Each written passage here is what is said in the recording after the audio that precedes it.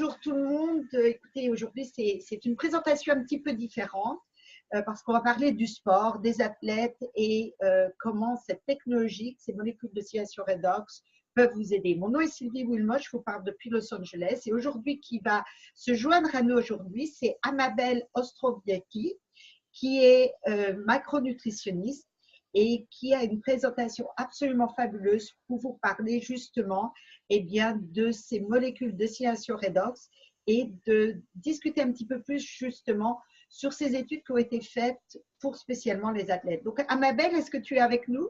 Oui, je suis là. Si on te voit, ce sera sympa parce que je vais te mettre en active speaker. Voilà. Bonjour Amabel. Eh bien, je te passe la main et puis bienvenue et merci de faire cette présentation pour nous aujourd'hui. Allez, je t'en prie. Donc, je suis Amabel, je fais de la micronutrition, pas de la macro.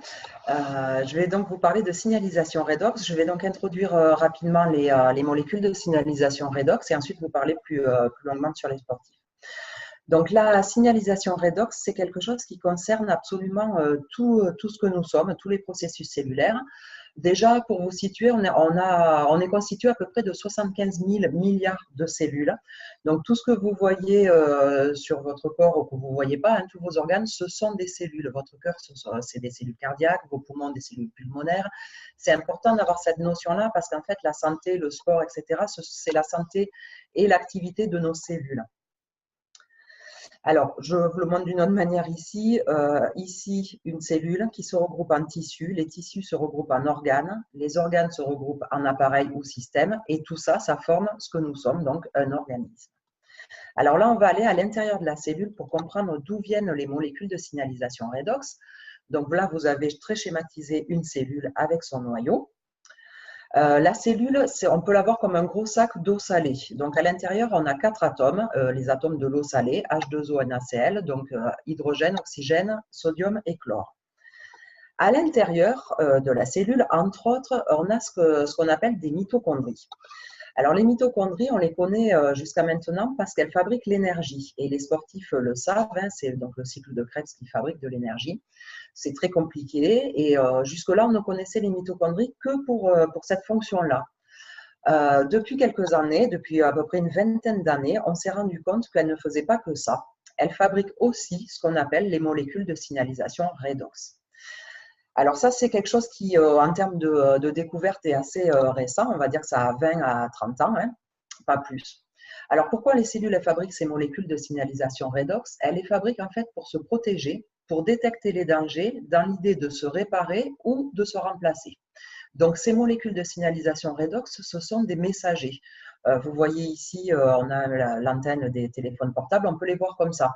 Elles détectent ce qu'il y a à détecter et elles appellent au secours ce qu'il faut appeler au secours et c'est elles qui envoient tout ce genre de messages comme un téléphone portable quand on veut appeler par exemple les pompiers.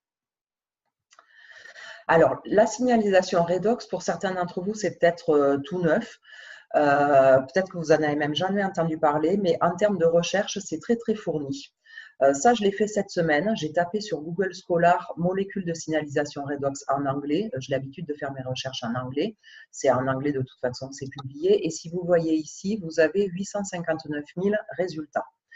Donc, même si le grand public ne connaît pas encore, et éventuellement peut-être même votre médecin ou votre coach sportif, il y a énormément de recherches sur ces molécules. Alors, il y a également beaucoup de livres qui sont publiés sur ces molécules de signalisation redox.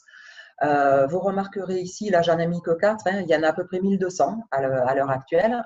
Ici, ce sont des chercheurs, donc ce sont des niveaux de doctorat et des chercheurs. Donc c'est pour vous donner le niveau d'importance de cette signalisation redox au niveau de la science. Alors il y a également des congrès. Celui-ci, c'est l'exemple de Paris, c'est d'après ce que j'ai compris le plus gros congrès international redox. Ça regroupe tous les ans que des chercheurs en biologie redox et ça a lieu à Paris à l'université Pierre et Marie Curie. Alors voilà ici la préparation pour le congrès de l'année prochaine.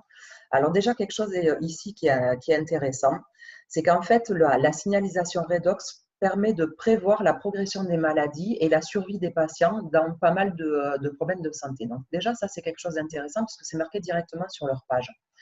Et là, je vous donne ici un exemple d'un des séminaires qui s'est tenu cette année. espèce réactive de l'oxygène en tant que cible thérapeutique dans l'hypertension artérielle pulmonaire. Syndrome de stress oxydatif et métabolique, quelles sont les prochaines étapes? Ils ont parlé là de stress oxydant avec le foie, avec les maladies oculaires, avec les muscles, le cerveau, donc là pour cibler les maladies neurodégénératives, le stress oxydant et le cancer, le VIH et l'infection virale en général, les maladies cardiovasculaires, les maladies rénales, la sarcopénie, la fertilité, la dépression et autres. Donc déjà, là, je pense que vous comprenez que c'est la signalisation redox, c'est quelque chose de vraiment très, très, très important pour notre santé et pour notre vie cellulaire, notre survie en fait. Alors ici, un exemple de recherche. Dans les plus gros instituts de recherche en fait, du monde entier ont des budgets qui sont alloués pour la recherche en biologie redox parce qu'on est en train de se rendre compte que c'est vraiment une base et que c'est très, très important. Là, c'est un exemple avec l'Institut Curie en France. Et donc là, ce directeur de recherche, il explique en fait que les perturbations de l'homéostasie redox, donc l'équilibre redox, sont la source, en fait, sont la cause de nombreuses pathologies humaines en particulier, mais pas que, notamment les maladies neurodégénératives et les cancers. Donc, je vous ai dit humaine et pas que, c'est qu'en fait, la signalisation redox, ça concerne tout ce qui est vivant. Donc, le règne animal, dont on fait partie, et également le règne végétal. Donc, ça concerne aussi les plantes. Évidemment, elles n'ont pas ce type de pathologie, mais elles se servent de la signalisation redox aussi. Ici, un autre exemple avec l'Institut de biologie intégrative de la cellule. Lui, il dépend du CNRS. Donc là, c'est un autre directeur de recherche, Michel Toledano. Donc là, il introduit le travail de son équipe et déjà le titre, La biologie redox, une nouvelle discipline des sciences du vivant. En fin de présentation, voilà ce qu'il explique. Une meilleure compréhension de la biologie redox et de son impact physiopathologique constitue un enjeu fondamental en santé humaine car la dérégulation des phénomènes redox est une des causes majeures des maladies pour la plupart liées au vieillissement, comme les cancers, le diabète, les maladies neurodégénératives, métaboliques et inflammatoires. Donc là, ça confirme ce qu'on a vu précédemment sur le congrès. C'est vraiment important la signalisation redox dans des choses qui font vraiment très peur. Alors, qu'est-ce qui peut provoquer une dérégulation des phénomènes redox? Alors, pour commencer, quelque chose de très simple dont on a besoin, le soleil et l'oxygène. On en a besoin pour vivre et en même temps, ça perturbe aussi notre équilibre et ça perturbe le fonctionnement de nos cellules au fur et à mesure qu'elles se renouvellent avec le temps. Il y a quelque chose d'autre qui perturbe énormément cet équilibre redox, c'est la pollution, le stress, les toxines, la mauvaise alimentation, la surmédication, on peut voir là les vaccins, enfin tout un tas de choses qu'on a à notre époque et qu'on n'avait pas forcément il y a 150 ou 200 ans et évidemment sur les millénaires avant. Il y a quelque chose d'autre aussi qui va perturber la signalisation redox, c'est le vieillissement. C'est inéluctable, hein, on vieillit comme on respire et comme on prend le soleil, mais le vieillissement abîme nos cellules et perturbe cet équilibre redox. Là, on peut difficilement y faire quelque chose sur le vieillissement. Alors, pendant des années, les chercheurs ont cherché, ils ont essayé de stabiliser des molécules redox à l'extérieur du corps. Ça a été déclaré impossible, tout simplement, parce qu'en fait, on arrivait à les créer, mais pas à les stabiliser. C'est des molécules qui vont avoir une durée de vie très, très, très rapide. Certaines ne durent que quelques millionièmes de secondes. Donc, en fait, on avait déclaré qu'il était impossible de les recréer parce qu'au vu de ce que je vous ai montré avant, vous voyez l'importance qu'elles peuvent avoir dans le corps. L'idée, c'était de pouvoir en donner, de supplémenter en fait le corps pour éviter les inconvénients de ce qu'on a vu tout à l'heure, hein, le vieillissement, les toxines, etc. et préserver des cellules en bonne santé. Bon, en fait, l'impossible est devenu possible. En 2010, la boisson ASEA est arrivée sur le marché. Et on a des chercheurs qui ont réussi à stabiliser ces molécules. Donc ça a pris à peu près 20 ans de recherche, des millions de dollars ont été investis et il y a sur ce produit une trentaine de brevets. Donc c'est quelque chose qui est très, très étudié là aussi. Et en fait, ça constitue tout simplement le premier et le seul supplément à molécules redox au monde. Il n'y a que ces chercheurs-là, cette équipe-là et ASEA qui est capable de stabiliser des molécules redox à l'extérieur du corps. Donc, vous voyez ici qu'on a une boisson et également des gels. Et je vais vous en reparler un petit peu après. Donc, évidemment, tout ça, ça va avec des validations scientifiques. Pour moi, en tant que thérapeute et ex-industrie pharma, c'était très important de savoir qu'il n'y avait pas que ASEA qui parlait d'ASEA. Il y a déjà ici, pour commencer, BioAgilytix. Ça, c'est un laboratoire indépendant qui valide toutes les semaines qu'il y a bien des molécules de signalisation redox à l'intérieur des produits ASEA. Ça, c'est important parce que comme ASEA est un précurseur, c'est la première fois au monde qu'on est capable de faire ça. C'est important de savoir qu'il y a une troisième partie en fait qui valide bien et qui certifie que c'est bien des molécules de signalisation redox. Ensuite, on a d'autres validations, deux ici en dermatologie, je vais vous montrer tout à l'heure les résultats, et ici aussi en milieu universitaire, et c'est ce qui va nous intéresser par la suite, puisque c'est en milieu universitaire que les études ont été faites sur les sportifs. Alors, l'unité de fabrication qui est située aux États-Unis dans l'Utah est enregistrée à la FDA, donc c'est l'autorité de contrôle des médicaments et de la nourriture aux États-Unis, et elle bénéficie de la norme NSF. Donc ça, c'est un cahier des charges très, très strict et qui permet de valider le respect des bonnes pratiques de fabrication. Donc ça, c'est important aussi parce que ASEA n'est pas un médicament. ASEA reste classifié dans les compléments alimentaires, mais en fait vient de créer une nouvelle catégorie. Mais il n'y a que deux catégories, médicaments ou compléments alimentaires. Les médicaments sont tenus de respecter ce qu'on appelle donc les bonnes pratiques de fabrication, mais les compléments n'y sont pas tenus. La société ASEA a tenu à viser ce grade d'excellence aussi et valide cette norme. Comme je vous disais tout à l'heure, 30 brevets sur les États-Unis, 23 sur l'Europe. Alors, comment sont fabriquées ces molécules de signalisation redox d'ASEA? Ben exactement, en fait, on part exactement de la même chose que dans nos cellules. Si vous vous souvenez tout à l'heure, je vous ai montré la cellule comme un gros sac d'eau salée.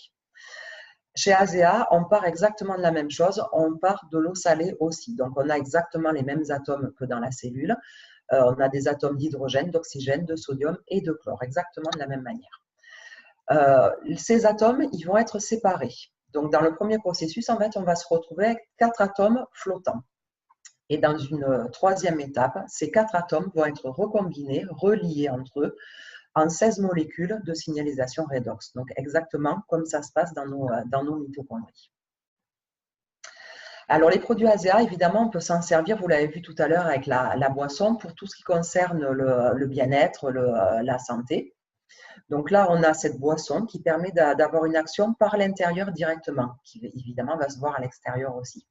Ce n'est pas toujours le but, mais ça se verra aussi également. On peut s'en servir aussi, et vous l'apercevez ici, avec le gel. Vous les avez vus tout à l'heure sur une autre slide. Donc là, c'est une action par l'extérieur qui donne une efficacité sur la peau. J'en profite pour vous montrer ici les résultats. Donc ça, c'est scientifiquement validé aussi. Ces photos ne sont pas retouchées. Elles sont fournies par le laboratoire Dermatest en Allemagne qui a réalisé des essais cliniques en 2014. Donc ici, vous avez 28 jours entre les deux photos. Ici aussi, 28 jours. Ici aussi, ça c'est un talon, c'est un pied. Et ici, on a 12 semaines. Alors évidemment, ici, on a une action par l'extérieur vers l'intérieur. Voilà les études indépendantes qui ont été réalisées sur la peau.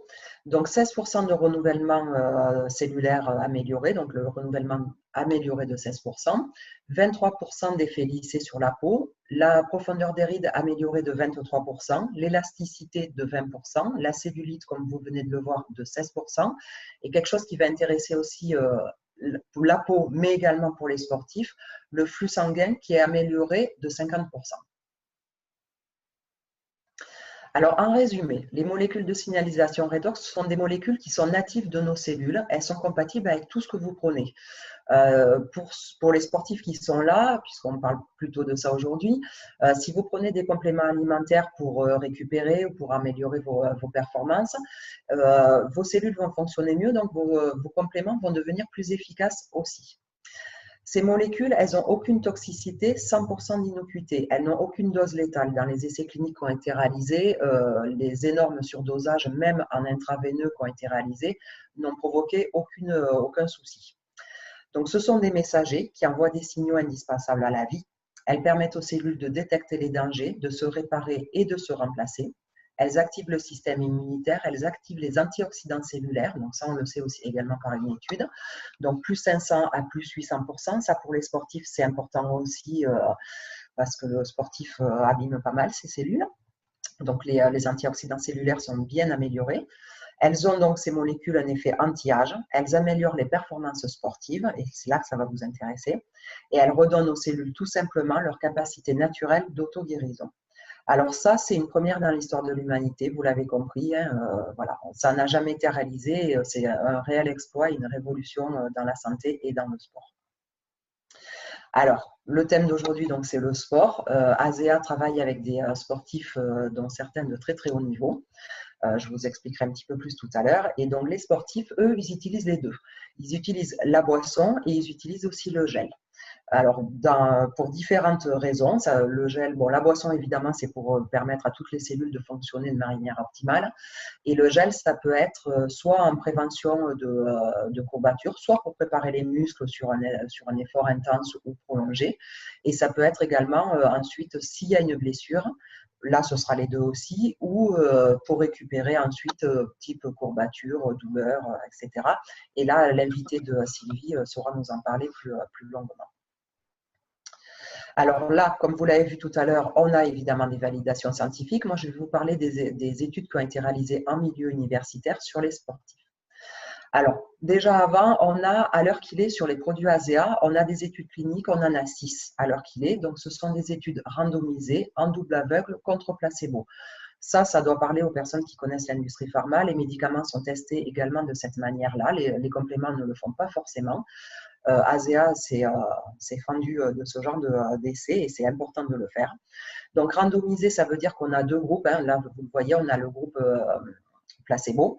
Donc, on a un groupe qui va prendre du placebo, un groupe qui va prendre ASEA. Les personnes sont réparties dans les deux groupes de manière aléatoire et les testeurs ne savent pas dans quel groupe ils sont en train de tester. Les testeurs et les testés ne le savent pas. Donc, dans ces études, il a été démontré qu'il n'y avait aucun effet indésirable et aucune toxicité. Ça a été fait avec des analyses sanguines complètes et d'autres analyses, notamment génétiques. Dans les études qui s'intéressent aux métabolites, en tout, on a 263 métabolites qui ont été testés et 60 qui ont été améliorés avec un taux de fiabilité sûr, 100%. Il faut savoir que les études sont réalisées sur des périodes assez courtes. Et moi, ma petite idée, c'est que si c'était réalisé de manière un petit peu plus longue, mais ça coûte très très très cher, hein, ce genre d'études, on aurait beaucoup plus encore de métabolites qui seraient améliorés. Mais déjà, sur des périodes très courtes, on a vraiment une très très belle amélioration. Et vous le voyez ici, j'y reviendrai tout à l'heure, dès la 30e minute, on a déjà des métabolites qui sont activés et ça perdure 24 heures après la consommation. Donc, c'est vraiment quelque chose d'extraordinaire. On a également une dernière étude dont je reparlerai très rapidement tout à l'heure puisqu'elle est faite aux États-Unis, elle n'est pas encore officialisée sur l'Europe. Elle a été faite sur les gènes et là, on a démontré une amélioration de 20 à 31% dans 5 domaines essentiels à la fois pour la santé en général, mais également pour les sportifs. Donc, pour ce qui concerne les sportifs, les études ont été réalisées au laboratoire de performance humaine du campus de recherche de Caroline du Nord. Je me suis beaucoup renseignée sur ce campus et sur ce laboratoire de recherche et il s'avère que c'est à peu près le deuxième des États-Unis. Donc, on est sur un très, très gros niveau puisque deuxième aux États-Unis, on peut quasiment se dire que c'est le deuxième mondial en technicité. Donc, c'est voilà, ici une photo de ce campus. C'est une institution qui est prestigieuse et qui est spécialisée dans l'étude des métabolites et de leur importance dans la santé humaine, particulièrement dans le sport, mais dans la santé en général. Hop. Donc, pour vous situer, pour ceux qui ne connaissent pas, je vais vous expliquer donc, ce qu'ils ont testé. Et donc, ils ont testé des métabolites. Qu'est-ce que c'est que le métabolisme? Le métabolisme, ce sont tous les processus chimiques qui ont lieu dans les cellules d'un organisme. C'est deux phénomènes différents. Il y a à la fois l'anabolisme, qui est la transformation des nutriments en tissus vivants. Donc là, on crée des tissus vivants. Et le catabolisme, qui est l'altération d'autres éléments afin de produire de l'énergie nécessaire au fonctionnement des cellules de notre corps. Les métabolites, ce sont des composés stables issus de la transformation biochimique d'une molécule initiale par l'action du métabolisme. Les métabolites primaires sont directement impliqués dans les processus indispensables au développement normal et à la reproduction de la cellule. Ce sont par exemple les acides aminés, les antioxydants ou encore les vitamines. Je n'ai cité que cela, il y en a pas mal d'autres et on le voit sur un des tableaux qu'on a aperçus là juste avant. Alors, les études ont été dirigées par le docteur Niemann, qui est un spécialiste des sportifs et qui travaille depuis plus de 20 ans dans ce laboratoire-là. C'est quelqu'un de super calé dans son domaine. Il est reconnu mondialement au niveau du sport. Il a écrit 9 livres dans le sport, dans la nutrition sportive et dans l'immunologie sportive aussi. Il a publié plus de 300 études, on peut les trouver sur Google. Il participe à 10 revues scientifiques. Il a été président et vice-président de collèges de sport, de médecine, de très très haut niveau. Et voilà, c'est quelqu'un de très reconnu. Et c'est également un grand sportif puisqu'il a couru 58 marathons et semi-marathons.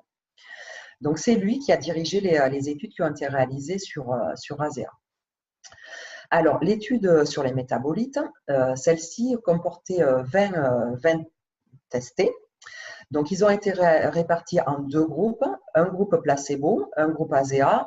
À titre d'information, le groupe placebo, c'est de l'eau salée. Si vous vous souvenez tout à l'heure, je vous ai expliqué que ASEA était fabriqué à partir d'eau salée, comme dans nos cellules. Donc, c'est intéressant là de pouvoir vraiment comparer un placebo eau salée et une eau salée qui a été transformée en molécule de signalisation redox. Donc, ces participants ont pris pendant une semaine un liquide dont ils ne savaient pas si c'était le placebo ou le produit actif. On les a testés, on aura fait des tests au départ en sang et en VO2 max avant de commencer l'exercice. On leur a fait faire 75 km de vélo. Dès qu'ils ont fini, on les a retestés et 1 heure après encore. Là, on avait des données. Pendant 3 semaines, ils n'ont rien pris. Et là, on a échangé les groupes. Et on a refait exactement le même processus, c'est-à-dire on reteste avant, juste après l'effort et 1 heure après. Donc, voilà ce que ça a pu donner. Donc déjà, on a des infos qui sont importantes là pour les sportifs. Le muscle, qui permet l'ensemble des mouvements de l'organisme, est une usine qui transforme de l'énergie chimique en énergie mécanique. La plupart des cellules de l'organisme sont capables d'utiliser comme substrat énergétique du glucose, des acides gras ou des acides aminés, en proportion variée. Donc ça, c'est intéressant, le muscle peut se nourrir de différentes choses. La gestion de l'énergie est primordiale pour le sportif car elle va directement influencer sa capacité à faire un effort. Le paramètre le plus important est le maintien d'un niveau de glycogène suffisant. Il s'agit de la forme d'énergie la plus disponible et lorsque les réserves sont épuisées, le cerveau détecte et commande l'arrêt de l'activité intense. Donc là, c'est ce qu'on appelle la fatigue centrale, la volonté. Donc pour un sportif, le maintien des niveaux de glycogène, c'est primordial. Et en fait, il y a le moyen le plus efficace de maintenir ces niveaux de glycogène pour en avoir le plus longtemps possible et pour ne pas avoir cette fatigue centrale, c'est d'utiliser à la place des lipides. Donc voilà ce qu'on a constaté en testant ASEA sur des sportifs. On a constaté qu'on avait une augmentation de la quantité et de la biodisponibilité des acides gras, donc des lipides. Donc déjà, simplement après la consommation pendant 1 semaine, pendant 7 jours, on a constaté directement qu'on avait une augmentation de la quantité de lipides disponibles, donc d'acides gras disponibles. Et au moment de l'effort, on a également une augmentation de la biodisponibilité et de l'oxydation des acides gras, donc tout au long de l'effort. Donc en fait, ça veut dire que chez un sportif, dès avant qu'il commence l'effort, pour seulement 1 semaine de consommation des molécules de signalisation redox, il aura déjà ces taux d'acides gras beaucoup plus élevés et beaucoup plus disponibles. Donc ça, c'est déjà super intéressant parce qu'indirectement, forcément, il va y avoir une économie du glycogène. Ça a été en plus démontré. Donc l'économie elle-même directement a été démontrée chez la souris. Mais de toute façon, si on utilise des acides gras, on économise le glycogène. On a également constaté dans cette étude une diminution de la dégradation des acides aminés. Donc, si on en dégrade moins, ça veut dire qu'il en reste des disponibles pour après l'effort et donc pour la récupération. Donc, ça, c'est important aussi. Et on a constaté également que le cycle de Krebs a été plus efficace chez les sportifs qui consommaient des molécules de signalisation redox. Également, une augmentation des taux de vitamine C. Il existe une vidéo des chercheurs qui ont travaillé sur cette étude et pour eux, en fait, ça permet de mieux réparer les cellules après l'effort intense. C'est-à-dire qu'il y a plus d'antioxydants qui arrivent juste après l'effort. Vous le voyez ici, juste après l'effort et 1 heure après. Donc, il y a une meilleure réparation cellulaire qui peut se créer. Là également, une augmentation de l'endurance de 29%. Ça a été réalisé chez la souris aussi. Mais un sportif qui économise le glycogène et qui consomme plus d'acides gras, forcément, a de toute façon plus d'endurance. Donc, comme je vous disais, là, on a des chercheurs en fait qui sont impressionnés par la différence qui est constatée avec ASEA. C'est des gens qui font ça toute leur journée, c'est leur métier, ils ne travaillent que comme ça. Et là, ils ont constaté donc 43 métabolites améliorés par un seul produit. Et ce qu'on voit dans cette vidéo quand ils en parlent, c'est qu'en fait, on peut augmenter une vingtaine de métabolites, mais avec déjà plusieurs produits. C'est la première fois qu'ils voyaient ça, en fait, un seul produit pour faire des résultats aussi énormes. Alors, il y a autre chose qui est important chez le sportif, c'est l'oxygène. Lors d'un effort physique, nos muscles ont besoin d'oxygène pour fonctionner. L'oxygène sert à transformer l'énergie stockée localement, sous forme de glycogène, en énergie utilisable par les fibres musculaires. Et cet oxygène est apporté par les poumons, par le biais de la respiration, et transporté jusqu'aux muscles par le sang. Donc les sportifs, ils ont l'habitude de regarder le VO2 max. VO2 max, en fait, c'est la consommation maximale d'oxygène. Elle représente le débit maximal d'oxygène que peut consommer l'organisme lors d'un effort. Autrement dit, c'est la quantité maximale d'oxygène que le corps est capable de sortir de l'air, puis de transporter jusqu'aux fibres musculaires. Ça correspond en fait, pour le sportif, le VO2 max, ça correspond à la cylindrée d'une voiture. Et ça lui permet d'avoir une indication sur son niveau de forme et son niveau d'endurance. Donc voilà ce que ça donne. Là, on a constaté une baisse du rythme cardiaque, une augmentation du VO2 max de 3%, un retardement, on va dire, un retard sur le seuil ventilatoire de 12%. Donc ça, c'est intéressant parce que ça veut dire que le coureur ou le cycliste, enfin, essentiellement dans les sports d'endurance, peut durer plus longtemps, de 12%. Une efficacité du glutathion, ça on le savait déjà, plus meilleure de 500%. Ça, c'est en 14 jours. Donc, c'est vraiment énorme. Et on sait que VO2 max augmenté de 3% et seuil ventilatoire de 12%, ce n'est pas les poumons et ce n'est pas le cœur qui se sont adaptés. C'est forcément les molécules de signalisation redox. Donc là, en résumé aussi, les acides gras mobilisés dès avant l'exercice, une meilleure utilisation pendant et après l'exercice, une endurance augmentée de 29%, une économie du glycogène de 33%, et ça, c'est sur 7 jours. Donc, c'est phénoménal. Deux exemples. Dexter Yates, qui s'est mis en tête en fait à 70 ans elle s'est dit qu'elle allait faire un Ironman, mais elle était en surpoids, elle avait une condition physique absolument déplorable. Donc, le coach qu'elle est allée voir, qui connaissait bien les molécules, lui a déjà dit que ça lui paraissait quasi impossible à réaliser. Et ce qu'il a fait, c'est qu'il l'a mise pendant plusieurs mois sous molécules de signalisation redox pour booster son système immunitaire, son système cardiovasculaire, pour essayer de la mettre en meilleures conditions. Et 3 ans après, Dexter Yates est championne du monde de l'Ironman. Donc cette année, vous la voyez ici avec, vous l'avez aperçu sur la slide d'avant, mais vous la voyez ici avec des médailles d'un peu partout et les produits ASEA qu'elle consomme évidemment assidûment. Et c'est une de nos sportives ASEA. Et vous voyez ici en plus ses temps. Donc on voit qu'elle a encore augmenté ses temps, évidemment. Et elle a commencé l'Ironman à 70 ans. Alors ici, un autre exemple, Christiane Arbini, qui est triathlète. Donc elle a 32 ans et elle a réussi à gagner 4 heures sur son propre record Ironman après 3 mois d'ASEA. Donc, évidemment, c'est phénoménal. J'imagine qu'il y en a certains qui doivent se frotter les yeux ou se gratter les oreilles. Voilà, c'est pas la seule qui témoigne de ce genre d'amélioration. Elle gagne systématiquement depuis elle est sur le podium, systématiquement depuis qu'elle consomme les molécules de signalisation redox. Et en 2016, elle a eu 2 blessures graves et les médecins lui avaient dit que sa carrière serait certainement terminée suite à ces blessures. Il y en a une qui a touché les tendons et les ligaments, qui était quasiment arrachée et les médecins étaient très, très pessimistes et pour eux, la carrière était terminée. Elle ne s'est pas laissée faire, elle a pris 10 semaines et 10 semaines après, elle a gagné sa première course. Donc là, on a eu une efficacité des molécules de signalisation redox sur le renouvellement cellulaire, sur l'inflammation, sur tout ce qui concerne évidemment le système immunitaire, la douleur, etc. Et ça, l'invité de Sylvie pourra certainement vous en parler plus puisqu'elle connaît très très bien les sportifs. Donc voilà, Christiane Arbini est encore sur le podium et à chaque fois qu'elle court. Donc, la dernière étude d'ASEA date de 2017, randomisée, double aveugle également, 60 participants, 8 semaines. Et là, c'est là que ça intéresse les sportifs. Évidemment, ça intéresse tout le monde, hein, mais les sportifs ont pu bénéficier de cette amélioration au niveau génétique, sur le système immunitaire, sur le système cardiovasculaire, sur le système digestif, qui est important aussi chez le sportif, au niveau hormonal et également au niveau de l'inflammation. Pour info, il y a pas mal de sportifs de haut niveau et d'endurance qui prennent par exemple de l'ibuprofène avant les courses pour mieux gérer la douleur pendant la course et après.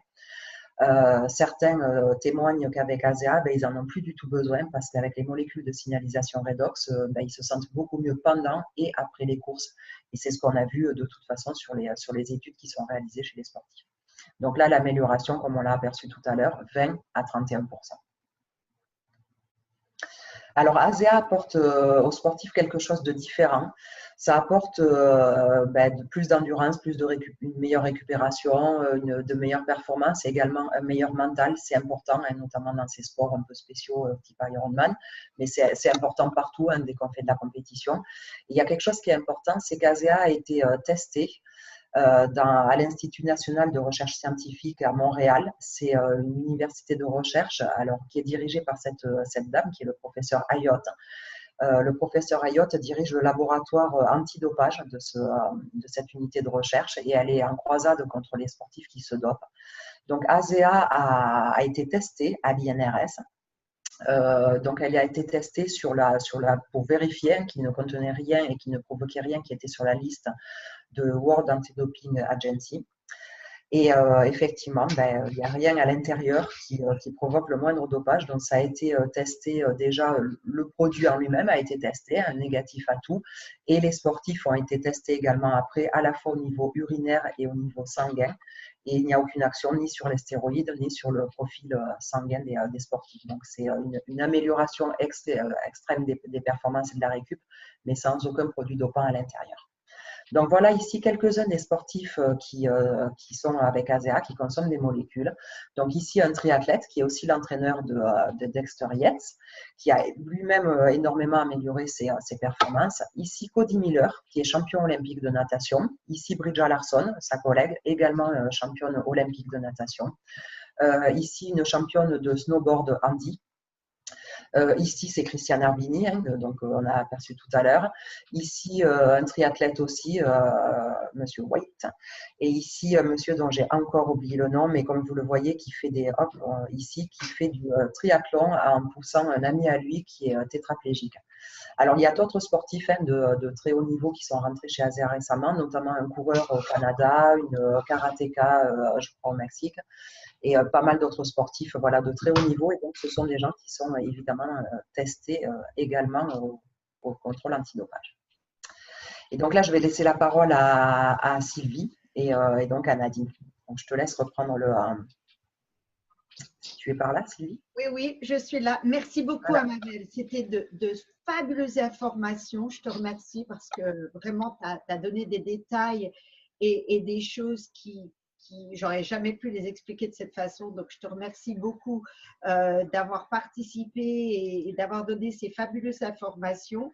Et puis également, ce que je veux préciser, c'est que si c'est la première fois que vous découvrez ces molécules de signalisation redox, je vous invite de contacter la personne qui vous a invité de façon à avoir plus d'informations et d'avoir des réponses à votre question. Alors, tout de suite, you present in this presentation to have the answer, the question answer, and to contact the person who invited them to this presentation. And for all the athletes who are watching this video, the best way to know what it's going to do for you is just to try it. Try it. Yeah, try it. Yes. Thank you very much, Nadine. Thank you for your time. Everybody, I'm going to stop the recording.